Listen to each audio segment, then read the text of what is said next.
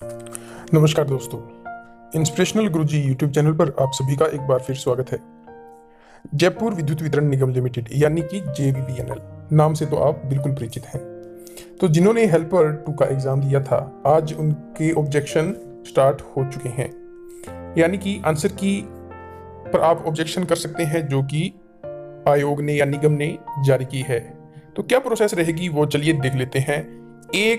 एक खबर आपके लिए बहुत महत्वपूर्ण रहने वाली है, तो वीडियो को अंत तक जरूर देखें। ये प्रोसेस आज 10 बजे से शुरू हो चुकी थी, लेकिन वेबसाइट पर काफ़ी रश था, तो कुछ अभ्यर्थियों का चेक भी नहीं हो पाया है और कुछ को ये जानकारी भी नहीं थी। लेकिन यहाँ देख लीजिए हर प्रोसेस पूरी अच्छी तरह से। जैसे ही दोस्तों आप JVVNL की साइट पर जाते हैं और अपना रजिस्ट्रेशन नंबर और साथ में डेट ऑफ बर्थ, ये 2 चीज़ों का कॉम्बिनेशन वो आपसे मांगता है। लॉगिन वेबसाइट आप लॉगिन कर जाते हैं तो नेक्स्ट विंडो कुछ इस तरह की दिखाई देती है आपको। JVVNL, फिर यहाँ पर जैसे किसी कोई संदीप कुमार है तो उनका नाम और आपका रजिस्ट्रेशन नंबर। अब नीचे इन्होंने दे रखा है click below button to view master question paper with answer key of your batch, यानी एक पर्टिकुलर बैच की आंसर की ये दिखाएगा। तो हम यहाँ पर इस पे क्लिक नहीं करना है, आपने करना है क्वेश्चन पेपर इन इंग्लिश और क्वेश्चन पेपर इन हिंदी। आप जिस लैंग्वेज के साथ कंफर्टेबल हैं आप उस पर क्लिक कर देंगे। हम इसको क्लिक करके भी देखेंगे, लेकिन नीचे जो इंस्ट्रक्शन दे रखी है वो भी पढ़ लें। आंसर की 0 रिप्रेजेंट्स 1 मार्क्स फॉर एवरीवन, यानी कि जिसमें 0 मार्क्स का रिप्रेजेंट है आपकी आंसर की में, यानी जो क्वेश्चन पेपर ये मास्टर आंसर की दिखाएगा उसमें जहां 0 लिखा हुआ है, इसका मतलब है हर एक कैंडिडेट को उसका 1 मार्क्स दे दिया गया है। और दूसरा है the question paper published in the site is only the master version of the set. Only these 100 question of set were jumbled into multiple version of the exam, यानी कि एक मास्टर पेपर दिया गया है सिर्फ उस किसी भी बैच का। सपोज कीजिए आपका एग्जाम 27 तारीख को था, यानी 27/12 को। उस दिन जो आपका एग्जाम था दोस्तों, सपोज कीजिए दूसरे बैच में था, बैच नंबर 2 उसमें था, तो आपको करना क्या है कि उस सेकंड बैच का एक मास्टर पेपर था, उन्हीं क्वेश्चनों को ऊपर नीचे करके हर एक सेशन में हर एक कैंडिडेट को दिए गए थे। तो उस बैच का वो पूरा एक मास्टर पेपर यहाँ डाउनलोड होगा। आपको आपके पूरे वही 100 क्वेश्चन मिलेंगे, लेकिन उनकी जो क्रम है वो चेंज हुआ है इसमें। यानी कि आपका सपोज कीजिए कि पहला क्वेश्चन है तो वो किसी दूसरे स्टूडेंट का दूसरे सेट में वो हो सकता है 27वां क्वेश्चन हो, किसी का हो सकता है वो 35वां हो, किसी का हो सकता है वो 90वां हो और किसी का हो सकता है वो 100वां क्वेश्चन हो। तो इससे घबराने की जरूरत नहीं है। अब नीचे इन्होंने दिया है रेज योर ऑब्जेक्शंस, और नीचे दे रखा है candidate can raise only 1 objection for each question, यानी आपके चाहे एक क्वेश्चन पे ऑब्जेक्शन है चाहे 10 पर है, तो आप एक ही ऑब्जेक्शन, मतलब एक क्वेश्चन पर एक बार ऑब्जेक्शन करेंगे। 10 क्वेश्चन पर है तो आप हर एक क्वेश्चन पर एक ऑब्जेक्शन लगाएंगे। मैक्सिमम 500 कैरेक्टर एक क्वेश्चन पर। फिर उसके बाद में आप जो है आपने यहाँ इन्होंने लिख रखा है सिलेक्ट करना है do you want to upload document. अगर आपको लगता है कोई फॉर्मूला अपने उसमें आयोग को या निगम को आप दिखाना चाहते हैं कि इस फॉर्मूला से ये क्वेश्चन इस तरह से सही होगा, या किसी स्टैंडर्ड पब्लिकेशन की बुक में उसका आंसर ये है, आप आयोग को वो भेजना चाहते हैं, तो यहाँ पर आप जैसे आई एम अवेयर दैट और do you want to upload document, इस पर क्लिक करके उसको अपलोड कर सकते हैं। और फिर यहाँ पर जो आई एम अवेयर है इस पर क्लिक करके सबमिट कर सकते हैं। एक बार अगर आपने ये प्रोसेस सिलेक्ट कर ली तो आप इसको मॉडिफाई नहीं कर सकते हैं सबमिट करने अवेयर करने के बाद। तो चलिए पहले तो हम देख लेते हैं दोस्तों कि आपकी जो क्वेश्चन पेपर है, मास्टर क्वेश्चन पेपर है, वो किस तरह का है। ये 100 क्वेश्चन है आपके मास्टर क्वेश्चन पेपर विद की, ये इन्होंने दिखा रखा है। पहला ये क्वेश्चन इन्होंने टोटल ड्यूरेशन 120 मिनट का था और general S8 exam code S8 है जनरल का। एग्जाम डेट 27/12/2018 है, एग्जाम टाइम 12:30 है। तो इस दौरान जिस भी कैंडिडेट के एग्जाम हुए हैं उनके 100 क्वेश्चन यही रहने वाले हैं।